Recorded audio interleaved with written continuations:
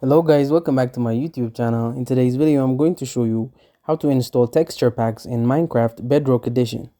So the first thing you want to do is open up a web browser and go to Google.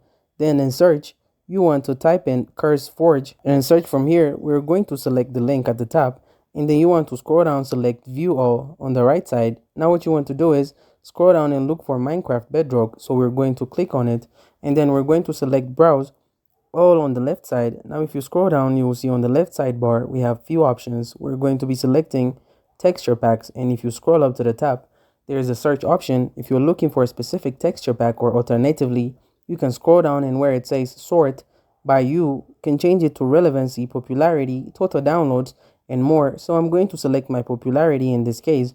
And once you find a texture pack that you want to use, click on it. If you want a good descriptions as to what it's all about, and if you like what you see, you can scroll up and select download on the right side. Now once you are downloaded finished, simply double click on it and Minecraft will open up and it will import automatically.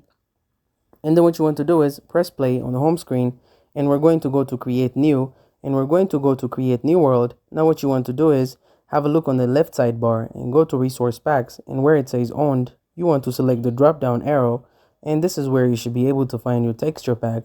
So all you need to do is simply select activate, and if you have anything else you want to activate here, you can as well. And then you just want to adjust the settings on the left sidebar for your world, and go to create new world. And once your world is created, you will now be using this texture packs, and that's it.